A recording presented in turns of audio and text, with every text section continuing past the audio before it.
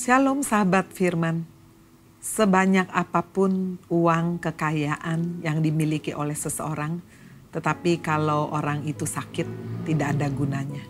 Tidak ada yang bisa dinikmati, yang ada adalah ketakutan, kecemasan. Di dalam Alkitab kita belajar bagaimana menghadapi sakit penyakit, khususnya mungkin penyakit yang berat dan sepertinya tidak tersembuhkan. Kita belajar dari kisah mengenai seorang perempuan yang sakit pendarahan 12 tahun lamanya. Dikatakan ia telah berulang-ulang diobati oleh berbagai tabib sehingga telah dihabiskan semuanya yang ada padanya. Namun sama sekali tidak ada faedahnya, malah sebaliknya keadaannya makin buruk. Markus 5 ayat 26. Hal yang pertama yang kita bisa lakukan ketika menghadapi sakit penyakit, tentu saja kita bisa berupaya dengan mencari dokter, orang-orang yang pandai di ahli ilmu kedokteran secara medis. Sebagai anak-anak Tuhan kita harus berhati-hati, jangan asal supaya bisa sembuh dengan memakai berbagai macam cara. Misalnya cara yang di luar kehendak Tuhan, jangan ya. Tetapi kita bisa memakai dokter, bisa memakai obat-obatan herbal ataupun yang lain-lain. Tetapi bagaimana ketika semua upaya ini tidak bisa lagi dilakukan? Maka kita melihat hal yang kedua dilakukan oleh wanita ini. Dia berseru dan minta tolong kepada Yesus. Firman Tuhan berkata bahwa dia sudah pergi ke berbagai macam tabib dan uang sudah dihabiskan semuanya. Keluarganya pun sudah meninggalkan dia.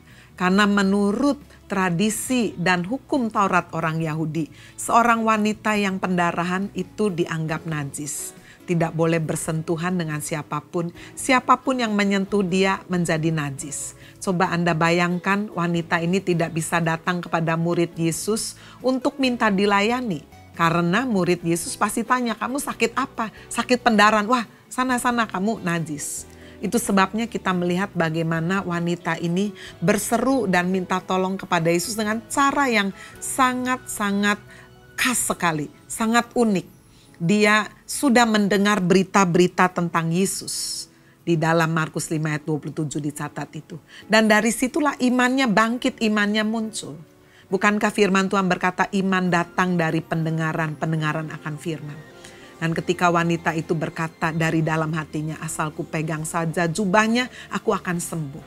Bukankah ini iman yang luar biasa? Tidak ada penumpangan tangan, mungkin juga tidak ada doa secara khusus. Tapi iman wanita ini menyembuhkan. Ketika dia memegang ujung jubah Yesus, Yesus merasa sesuatu, tenaganya seperti ada yang keluar. Dan seketika itu juga dikatakan wanita itu mengalami kesembuhan. Sahabat firman, jika Anda hari ini sedang menghadapi sakit penyakit, berbagai macam dokter upaya sudah dilakukan, tidak ada hasil. Datang kepada Yesus dan dia sanggup menjamah perkara-perkara yang mustahil secara manusia, dia sanggup melakukannya. Asal ku pegang saja ujung jubah Yesus, Anda akan disembuhkan. Amin. God bless you.